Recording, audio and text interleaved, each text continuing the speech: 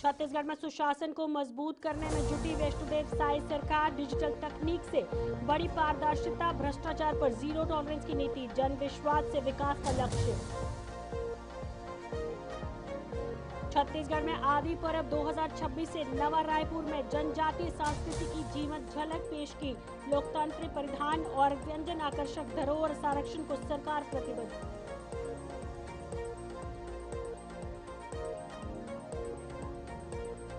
छत्तीसगढ़ के बीरागढ़ में deputy CM ने 55 करोड़ के विकास कार्य का किया शुभारंभ। शहर विकास के लिए 21.40 करोड़ की घोषणा। व्हाइट ऐप चैट सेवा शुरू। पीएम आवास पर स्वनिधि लाभार्थियों को सहायता।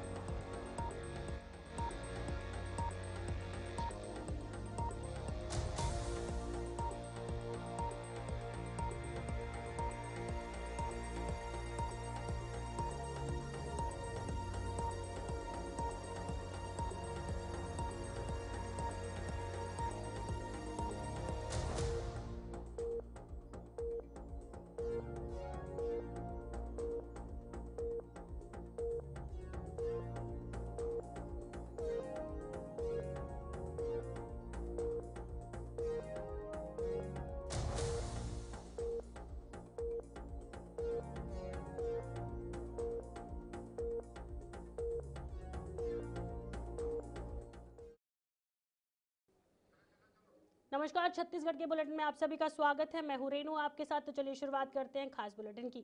छत्तीसगढ़ में सुशासन को मजबूत करने के लिए वैष्णोदेव साई सरकार पारदर्शी, जवाबदेही और जनविश्वास पर आधारित प्रशासनिक व्यवस्था लागू कर रही है। डिजिटल तकनीक और भ्रष्टाचार के प्रति जीरो टॉलरेंस नीति से शासन अधिक प्रभावी और जनकेंद्रित बना रहा है। E office system, CM portal और स्वागतम जैसे डिजिटल प्लेटफॉर्म से कागजी प्रक्रिया कम हुई है और सेवाएं तेज हुई हैं। अटल डिजिटल सेवा केंद्रों के जरिए गांव तक योजना का लाभ पहुंचा रहा है। खनिज परिवहन में ऑनलाइन ट्रांजिट पास से पारदर्शिता बढ़ी है। डिजिटल सुधारों के लिए केंद्र सरकार ने राज्य को 250 करोड़ रुपए की प्रोत्साहन राशि भी दी है। जितने भी भ्रष्टाचार के रास्ते हैं उस सबको बंद करने का प्रयास सरकार के द्वारा हो रहा है। आप सब लोग अनुभव भी कर रहे हैं। कई क्षेत्रों में कई भ्रष्टाचार के रास्ते थे, ऑफलाइन वो सबको बंद करके ऑनलाइन किए हैं। चाहे वो आदि पर्व में 2026 ने नवा रायपुर में जनजातीय संस्कृति की जीवन झलक पेश की। वैष्णोदेव साई की परिकल्पना पर आयोजित इस महोत्सव में लोक नृत्य, पारंपरिक वेशभूषा, आदिवासी व्यंजन और लोक कलाओं के दर्शकों को मंत्रमुग्ध कर दिया। छत्तीसगढ़ के 43 जनजातियों के कलाकारों के साथ मध्य प्रदेश, तेलंगाना, ओडिशा, महाराष्ट्र और झारखंड के कलाकार भी शामिल हुए। आदि रंग चित्रकला महोत्सव, परिधान शो और हाट बाजार से संस्कृत विविधता को मंच दिया और राज्य सरकार इस अमूल्य जनजाति धरोहर के संरक्षण और संवर्धन के लिए लगातार प्रसारित है। 2026 के समापन समारोह में पूरे 43 जनजाति समाज के हमारे बंधु आए हैं। पहली बार एक साथ 43 जनजाति समाज को यहाँ पर जोड़े हैं। मैं सबका बहुत बहुत धन्यवाद करता हूँ। जय हिंद। नरेंद्र मोदी की परिवर्तन यात्रा सभा में कोलकाता के ब्रिगेड परेड ग्राउंड में भारी जनसैलाब उमड़ा। भाजपा प्रवक्ता केदारनाथ गुप्ता ने बताया है कि सभा का सीधा प्रसारण देश भर में किया गया और छत्तीसगढ़ के रायपुर, भिलाई, दुर्गपुर, पखाजूर, बिलासपुर, सरगुजा और दिल्ली राजहरा सहित 6 स्थानों पर भी कार्यक्रम आयोजित हुए, जहां बंगाली समाज के हजारों लोग शामिल हुए। उन्होंने कहा कि पश्चिम बंगाल की जनता अब परिवर्तन चाहती है और ये अभिनय आगामी चुनावों में बदलाव का संदेश दे रहा है। आज कलकत्ता में परिवर्तन यात्रा की बड़ी सभा माननीय प्रधानमंत्री श्री नरेंद्र मोदी जी ने ली और उसमें लाखों लोगों का जन सैलाब उमड़ पड़ा। माननीय नरेंद्र मोदी जी जब निर्मम सरकार को परिवर्तन की बात कहते थे, वो लाखों लोगों का हुजूम हामी भरता था। आज पूरे देश में उस कार्यक्रम को लाइव प्रसारित किया गया, बंगाली समाज को बुलाकर दिखाया गया। छत्तीसगढ़ में 6 जगह यह कार्यक्रम संपन्न हुए, जिसमें हजारों की संख्या में बंगाली समाज के लोग, सभी समाज के उत्कृष्ट लोग उसमें शामिल हुए। उन्होंने देखा कि पश्चिम बंगाल क्या चाहता है। पश्चिम बंगाल अब परिवर्तन चाहता है। निश्चित रूप से आज रायपुर में कार्यक्रम संपन्न हुआ, भिलाई दुर्ग में संपन्न हुआ, पखांजूर में संपन्न हुआ, बिलासपुर में हुआ, सरगुजा में हुआ और दिल्ली राजहरा में कार्यक्रम संपन्न हुआ, जहां हजारों हजार बंगाली साथियों ने, कार्यकर्ताओं ने, समाज सेवियों ने कार्यक्रम को देखा और सबने देखा कि अब बंगाल की जनता क्या चाहती है। मुझे ऐसा लगता है कि यहाँ जिन लोगों ने देखा, समझा, वो वहां बंगाल में रहने वाले अपने रिश्ते और नातेदारों तक ये आवाज को पहुंचाएंगे, बुलंद करेंगे, चुनाव में जाकर परिवर्तन की बात रखेंगे और इस बार परिवर्तन अवश्य। अरुण साव ने बीरगांव नगर पालिका निगम में 55 करोड़ रुपए की विकास कार्यों का भूमि पूजन और लोकार्पण किया।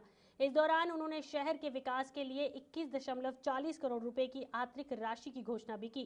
कार्यक्रम में नागरिक सेवाओं को आसान बनाने के लिए व्हाइट एसएप चैटबॉट सेवा की शुरुआत की गई। साथ ही प्रधानमंत्री आवास योजना के लाभार्थियों को गृह प्रवेश प्रमाण पत्र और पीएम स्वनिधि योजना के हितग्राहियों को आर्थिक सहायता के चेक वितरित किए गए। स्वच्छता में योगदान देने वाली स्वच्छ दीदियों का भी सम्मान किया गया।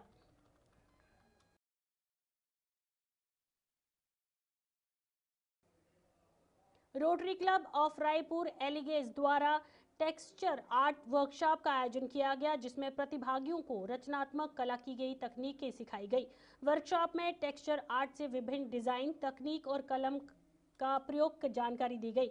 प्रतियोगियों में उत्साहपूर्वक हिस्सा लेते हुए अपने हाथों से सुंदर आर्ट पीस तैयार किए गए। कार्यक्रम में क्लब अध्यक्ष नीरू अग्रवाल, सचिव तनुश्री अग्रवाल और चेयरपर्सन डॉक्टर स्वाति अग्रवाल मौजूद रही। उन्होंने प्रतिभागियों को उत्साहवर्धन किया और कहा कि क्लब का उद्देश्य समाज में कला, कौशल और रचनात्मक को बढ़ावा देना है।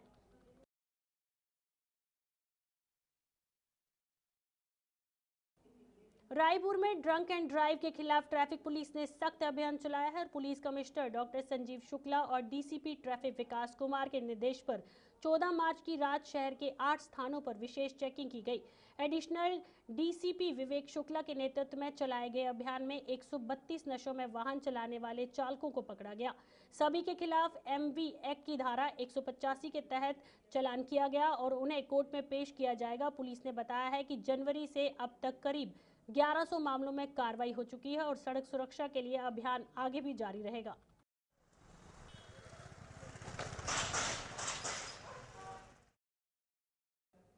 अरुण साव ने लोरमी के मंगलमय भवन में आयोजित होली मिलन समारोह में क्षेत्रवासियों के साथ हर्षोल्लास से होली मनाई।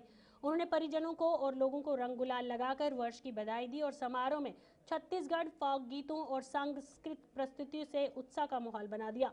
लोक गायिका गरिमा दिवाकर और स्वर दिवाकर की प्रस्तुति पर लोग झूम उठे। सेवा ने कहा है कि होली प्रेम, भाईचारे और खुशियों का पर्व है तथा ऐसे आयोजन से सामाजिक एकता और आपसी स्नेह और मजबूत होता है।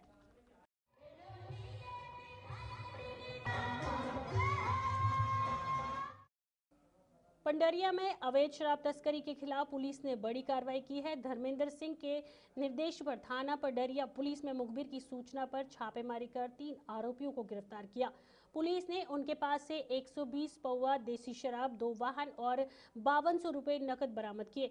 जब्त सामग्री की कुल कीमत करीब 4 लाख रुपए बताई जा रही है और पुलिस ने आरोपियों के खिलाफ आबकारी एक्ट के तहत मामला दर्ज कर आगे की कार्रवाई शुरू कर दी है। अधिकारियों का कहना है कि जिले में अवैध शराब तस्करी के खिलाफ अभियान लगातार जारी रहेंगे। 5200 रुपया नकदी रकम। बिलासपुर पुलिस ने विवेचकों को कार्यकुशलता बढ़ाने के लिए विलास गुड्डी पुलिस लाइन में विशेष कार्यशाला आयोजित की है, जिसे रजनेश सिंह ने निर्देश पर आयोजित प्रशिक्षण में ITMS, NAFIS और NATGRID और सशक्त ऐप जैसे हाईटेक सिस्टम की जानकारी दी। कार्यशाला में थाना प्रभारी और विवेचक ऑनलाइन व ऑफलाइन माध्यम से जुड़े अधिकारियों ने बताया कि ITMS के 550 कैमरे, PA सिस्टम और स्मार्ट पोर्टल के जरिए यातायात नियमों की निगरानी और अपराध नियंत्रण को मजबूत किया जा रहा है। इसी के साथ NATGRID व NIFC से अपराधियों की पहचान और निगरानी आसान होगी, जिससे पुलिसिंग अधिक प्रभावी बन सकेगी। आदरणीय वरिष्ठ पुलिस अधीक्षक महोदय के दिशा निर्देश पर एक विशेष प्रशिक्षण कार्यक्रम का आयोजन किया गया था, जिसका मुख्य उद्देश्य था थानों में जितने भी विवेचक हैं उन विवेचकों को विभिन्न क्षेत्रों में पारंगत करना, प्रशिक्षित करना, और इसी क्रम में आज यह बैठक आयोजित की गई थी। इसके तहत जो है विशेष करके जो अपराधियों को पकड़ने के विभिन्न सिस्टम होते हैं उसके बारे में अवगत कराई गई, जिसमें नेट ग्रिड और दूसरा जो है नेफिज, जिसके तहत फिंगरप्रिंट की जो है आकलन किया जाता है, फिंगरप्रिंट को रजिस्टर्ड किया जाता है। जितने भी प्रकार के अपराध होते हैं उन अपराधियों की फिंगरप्रिंट किस तरीके से लिया जाए और किस तरीके से उसका कलेक्शन किया जाए, इस संदर्भ में यह जो है प्रशिक्षण कार्यक्रम आयोजित किया गया। साथ ही हमारे इंटेलिजेंट ट्रैफिक मैनेजमेंट सिस्टम जो है उसके बारे में विस्तृत और बहुत ही सूक्ष्म तरीके से लोगों को बताया गया। जितने भी विवेचक आए थे सभी ने उसकी गहनता से अध्ययन किया।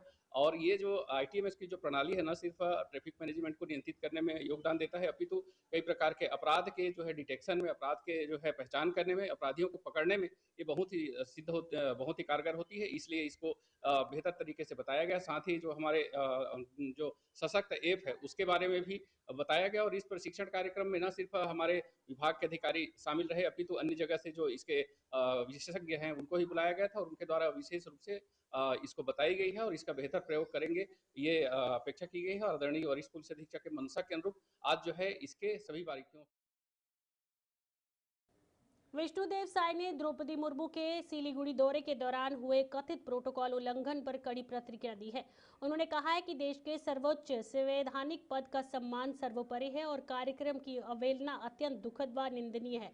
मुख्यमंत्री ने आरोप लगाया है कि कार्यक्रम में राज्य सरकार के वरिष्ठ अधिकारी उपस्थित नहीं रहे और आयोजन स्थल की भी बदला गया। इस पूरे मामले पर राष्ट्रपति ने भी नाराजगी जताई है। केंद्र सरकार ने प्रोटोकॉल से जुड़े ब्लू बुक नियमों के उल्लंघन पर राज्य सरकार की रिपोर्ट मांगी है। मतलब दुख का विषय है कि महामहिम राष्ट्रपति देश का सर्वोच्च पद होता है और उनका कार्यक्रम डिवाइड करना ये तो बहुत ही दुख की बात है। ऐसा नहीं करना चाहिए। पुरंदर मिश्रा ने धर्मांतरण के मुद्दे पर कड़ा रुख अपनाते हुए शासन प्रशासन से मांग की है कि प्रलोभन देकर धर्म बदलाने वालों की सरकार लाभ नहीं दिया जाना चाहिए। उन्होंने कहा है कि किसी भी व्यक्ति को बहला फुसलाकर धर्मांतरण करवाना स्वीकार्य नहीं है। कांग्रेस पर निशाना साधते हुए मिश्रा ने स्वास्थ्य सेवाओं को लेकर भ्रष्टाचार करने का आरोप लगाया और कहा कि छत्तीसगढ़ में स्वास्थ्य सुविधाओं में लगातार सुधार हो रहा है। उन्होंने नरेंद्र मोदी पर अभद्र टिप्पणी करने वालों की गिरफ्तारी का स्वागत करते हुए कहा कि ऐसे लोगों के खिलाफ सख्त कार्रवाई होनी चाहिए। देखिए, निश्चित ही धर्मांतरण का हम विरोध करते हैं और मैं तो शासन से प्रशासन से निवेदन करता हूं कि जो धर्म बदल रहे हैं उनको दूसरे धर्म का बेनिफिट नहीं मिलना चाहिए। और आप चर्च में जाइए, प्रार्थना सभा में शामिल हो, हमें कुछ हम परेशान नहीं है, दुखी भी नहीं, लेकिन आप लोगों को झूठ बोलकर, बहलाकर, फुसलाकर सभा भवनों में, और आप यदि इसकी बात करेंगे धर्मांतरण की तो हम बर्दाश्त नहीं करेंगे। हमारे विधानसभा में भी लोग शुरू किए थे, मैंने जगन्नाथ सेना बना करके उनको रोका और हर इतवार को हम बिना बताए सूचना के हमारे लोग भ्रमण करते हैं और उसमें देखते हैं कहीं हमारी चंगाई सभा तो नहीं चल रहा है और हम उसका पुरजोर विरोध करेंगे। मैं शासन प्रशासन से निवेदन करता हूं कि इसमें विधेयक लाएं और हम सब एक साथ पारित। अरुण साव ने पेट्रोलियम पदार्थ की कथित कमी को लेकर फैल रही अफवाहों को खारिज किया। उन्होंने कहा कि भारत सरकार ने स्पष्ट किया है कि पेट्रोल और गैस का पर्याप्त स्टॉक उपलब्ध है और कालाबाजारी पर कड़ी निगरानी रखी जा रही है। साव ने लोगों से अफवाहों से बचने और धैर्य बनाए रखने की अपील की। साथ ही उन्होंने कहा कि कांग्रेस पर निशाना साधते हुए कहा कि पार्टी मुहाविन हो चुकी है और केवल विरोध के लिए विरोध कर रही है। उन्होंने नरेंद्र मोदी सरकार की BVG रामजी योजना को ग्रामीण रोजगार और विकास के लिए अहम पहल बताया। वैश्विक परिस्थितियों के कारण और अफवाह फैलाने के कारण ये बात हुई है। वास्तविकता यह है कि केंद्र सरकार ने बार बार स्पष्ट किया है कि किसी तरह की शॉर्टेज नहीं है स्टॉक में, न पेट्रोलियम पदार्थों की न पेट्रोलियम गैस की। लोग सब्र करें, सरकार कालाबाजारियों पर कठोर कार्रवाई कर रही है, निगरानी रखी हुई है। लोग थोड़े धीरज रखें, धैर्य रखें, अफवाह में न आए और सबको पेट्रोलियम पदार्थों की नियमित सप्लाई होगी, गैस की। धमतरी में अवैध शराब तस्करी के खिलाफ पुलिस ने तीव्र कार्रवाई की और मुखबिर की सूचना पर सिटी कोतवाली पुलिस ने एक स्कूटी की जांच के दौरान 38 पोवे देसी शराब बरामद की। इस मामले में एक आरोपी को गिरफ्तार किया गया है, जबकि साथ मौजूद एक नाबालिग को किशोर न्याय बोर्ड के सुपुर्द किया गया। पुलिस ने आरोप के खिलाफ आबकारी एक्ट के तहत मामला दर्ज कर आगे की कार्रवाई शुरू कर दी है। अधिकारियों ने कहा है कि जिले में अवैध शराब की तस्करी और बिक्री पर लगातार सख्त अभियान चलाए जा रहे हैं।